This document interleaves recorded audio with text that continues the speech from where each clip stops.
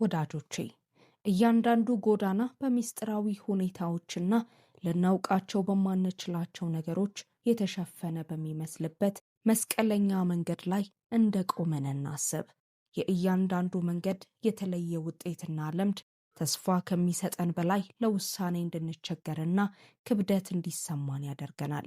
በእንደዚህ አይነት ቅጽበቶች ውስጥ ነው የልባችን ጩኸት በመዝሙር 119 ቁጥር 133 ላይ ያለውን የመዝሙረኛውን ልመና የሚያስተጋባው። አካሄዴን እንደ ቃልህ አቅና፣ ኃጢአትም ሁሉ አይግዛኝ። ይህ ጥልቅ የሆነ ጥቅስ ልመና ብቻ ሳይሆን በዚህ ውስብስብ ሕይወት ውስጥ መለኮታዊ መመሪያ እንደሚያስፈልገን ለማመናችንም ማሳያ ጭምር ነው። እግዚአብሔር ዛሬ በሕይወታችን ላይ ለውጥ ማምጣት እንደሚችል ካመንን በእምነት አብረን እንቁም። በታላቁ ድንቅ በኢየሱስ ስም ከእናንተ ጋር ብርቱ ጸሎት እጸልያለሁ። ስለዚህ እስከ መጨረሻው እንከታተልና የዚህን ጸሎት በረከት ለመቀበል ልባችንን እንክፈት። እኛ የምንኖረው አካሄዳችን በቀላሉ ወደ መዘናጋት ወይም ወደ አደገኛ ጎዳናዎች ሊያዘነብል በሚችልበት ዓለም ውስጥ ነው።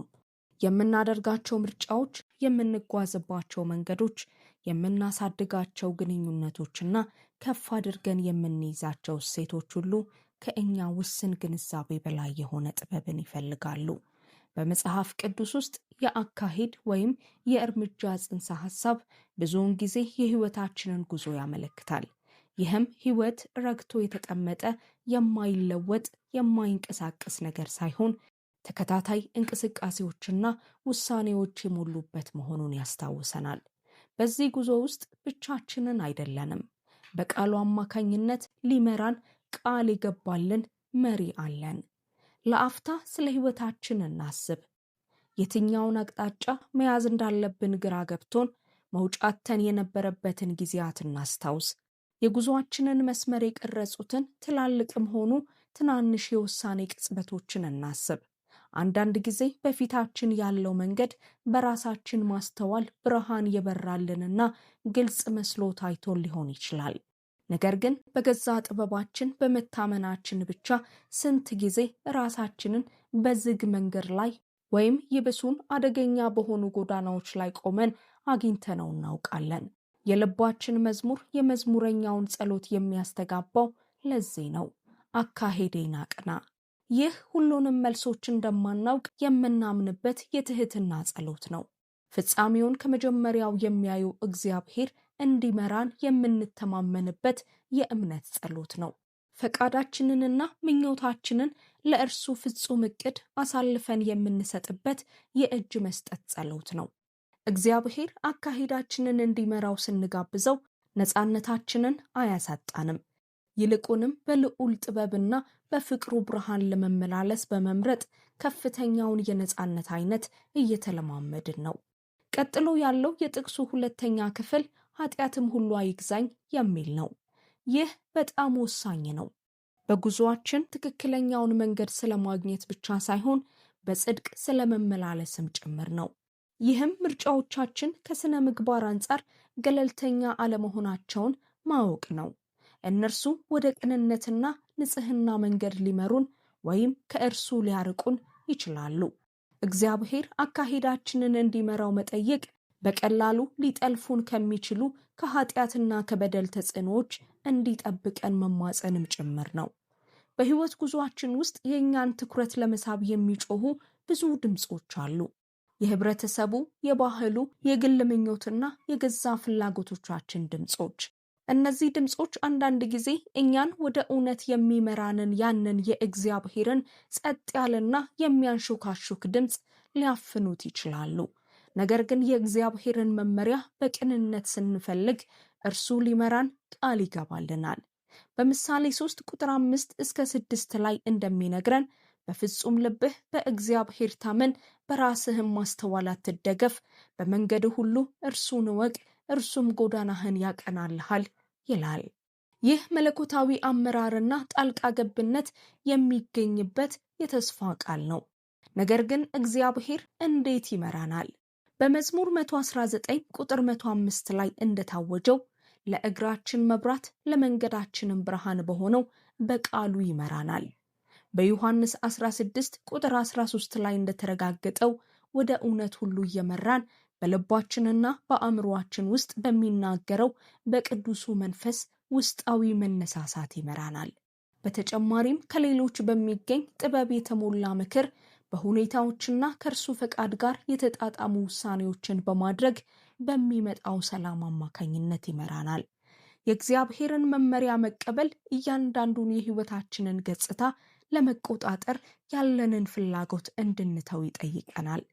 ይህም መንገዱ እርግጠኛ ያልሆነ ወይም ፈታኝ በሚመስልበት ጊዜ እንኳ እግዚአብሔር ለእኛ ፍጹም የሆነውን እቅዱን እየሰራ እንደሆነ ማመንን ያጠቃልላል። ለእኛ የሚበጀውን እንደሚያውቅና ወደ ተፈጠርንበት ዓላማ ሊመራን እንደሚችል ማመን ማለት ነው። ይህ እምነት በቀላሉ የሚመጣ አይደለም፣ ነገር ግን ሊጀመር የሚገባው ጉዞ ነው። በሕይወት ውጣ ውረዶች ውስጥ ስናልፍ በመዝሙር 37 ቁጥር 23 ላይ እንደሚነግረን አካሄዳችን በእግዚአብሔር የተደላደለ መሆኑን እናስታውስ። መንገዳችንን ለእግዚአብሔር አደራ ስንሰጥ እርሱ አካሄዳችንን ያጸናል። ይህ ማለት ፈተናዎች አይገጥሙንም ወይም ስህተት አንሰራም ማለት አይደለም። ነገር ግን እግዚአብሔር በእያንዳንዱ እርምጃ ከእኛ ጋር እንዳለ እየመራን እያረመንና ለሕይወታችን ወዳዘጋጀው ዓላማ እየጠቆመን መሆኑን ማረጋገጫ አግኝተን ማረፍ እንችላለን ማለት ነው። ስለዚህ ዛሬ በሕይወት መስቀለኛ መንገድ ላይ ስንቆም እግዚአብሔር አካሄዳችንን እንዲመራው ለመጠየቅ ንቁ ውሳኔ እናድርግ። በቅንነት እንጸልይ፣ ልባችንንም ለምሪቱ እንክፈት። እንዲሁም ወደሚመራን ቦታ ሁሉ ለመከተል ፈቃደኛ እንሁን። እንዲህ ስናደርግ መንገዳችንን ግልጽ፣ ውሳኔያችንን ጥበብ የተሞላበት፣ ሕይወታችንንም ከእርሱ ፍጹም ፈቃድ ጋር ይበልጥ የተጣበቀ እንደሚሆን እንረዳለን። አሁን ድምፄን በዚህ ለምትሰሙ ሁሉ በጸሎት ወደ ጌታ ፊት እንቅረብ። የዚህን ጸሎት በረከቶች ሁሉ እንድታገኙ ይህንን ጸሎት ከኔ ጋር አብረን እንድንጸልይ ወይንም በእምነት እንድታዳምጡኝ ይፈልጋለሁ። ወደ ቸርና አፍቃሪ አምላካችን እንጸልይ።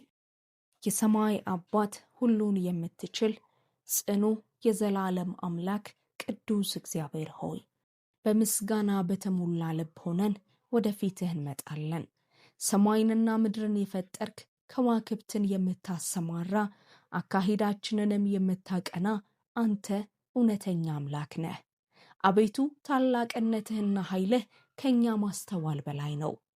ታላቅ የሁሉ የበላይ ሆነ ሳለህ ነገር ግን ስለኛ ግድ የሚልህ አፍቃሪ አምላክ ነህ። ጌታ ሆይ ስለማያልቀው ፍቅርህ፣ ስለ ጸጋህና በየቀኑ ስለምታፈስልን ስፍር ቁጥር የሌላቸው በረከቶች እናመሰግንሃለን። አቤቱ ቸርነትህና ምሕረትህ ይከተሉናል፣ እናመሰግንሃለን። አባት ሆይ ስለ ሕይወት ስጦታ ስለምንተነፍሰው አየር ከአንተ ጋር በኢየሱስ ክርስቶስ ቤዛነት በኩል ሰላም ስላለን በዙሪያችን ካሉት ቤተሰቦቻችንም ስላበዛህልን ፍቅር እናመሰግንሃለን።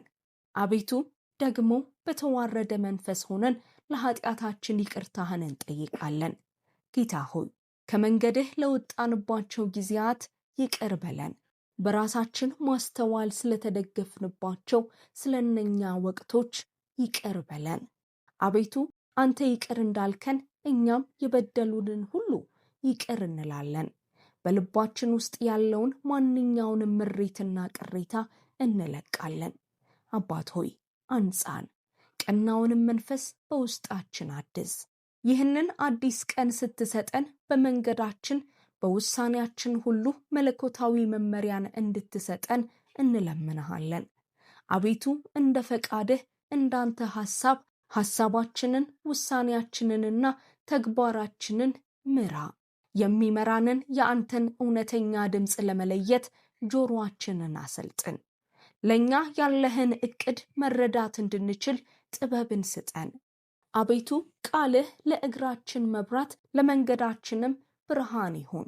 በሕይወታችን የምንወስደው እያንዳንዱ እርምጃ ሁሉ በቃልህ እውነተኛ ብርሃን ይሞላ። አባት ሆይ ከፈቃድህ ከሚያርቁ ስህተቶች ጠብቀን።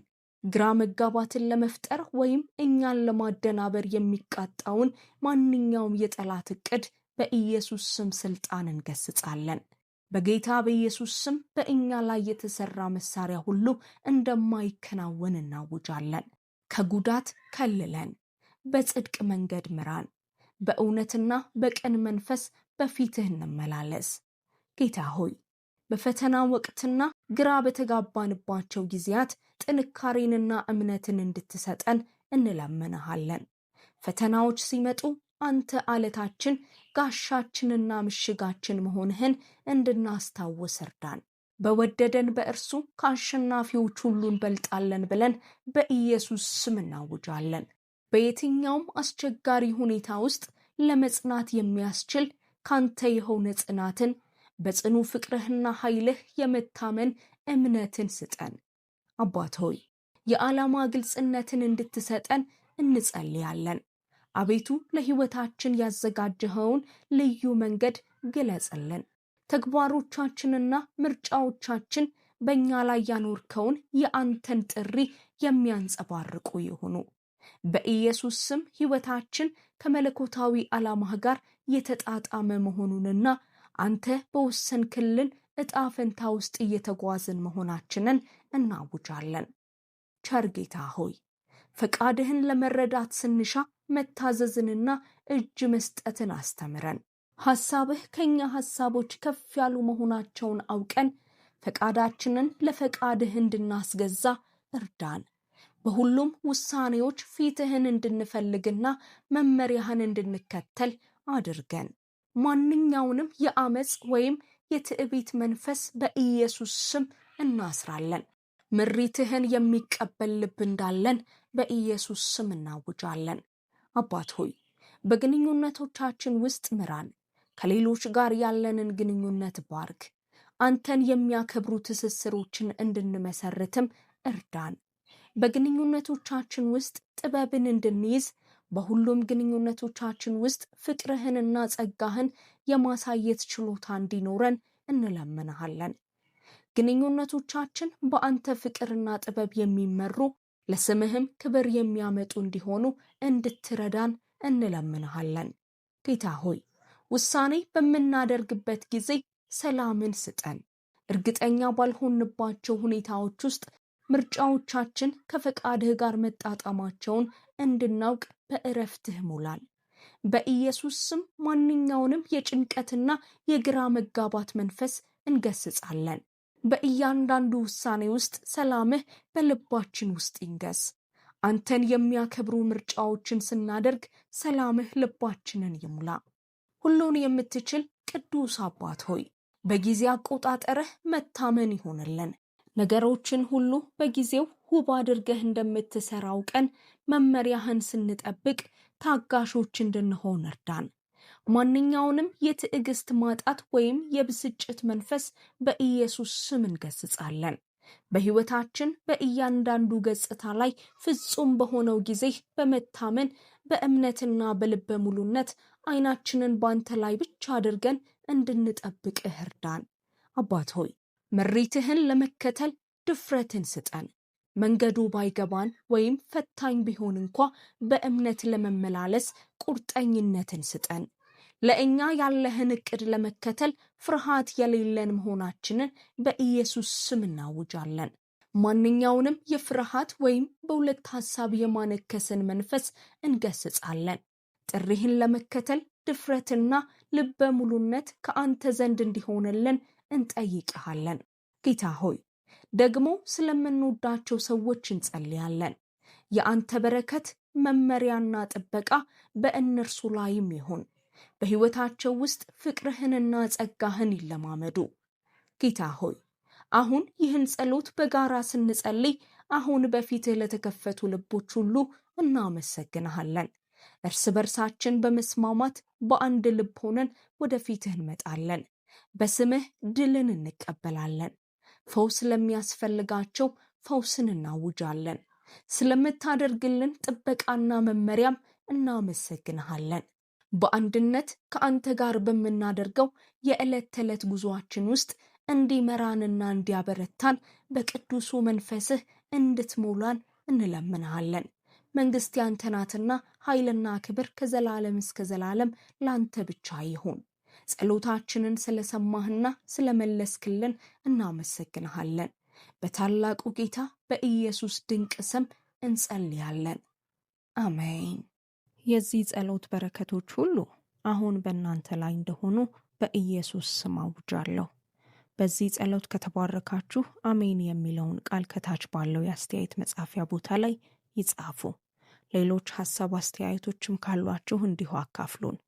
ለብዙ ሰዎች እንድንደርስና ወንጌልን ለማሰራጨት ልትረዱን ትችላላችሁ።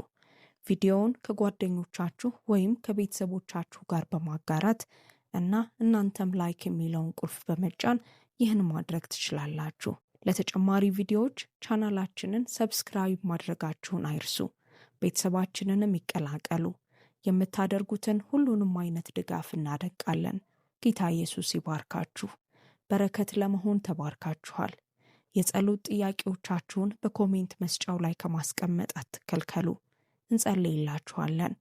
እናንተም ይህ አገልግሎት እንዲሰፋና በመላው ዓለም የሚገኙ ሰዎች ጋር እንዲደርስ ጸልዩልን።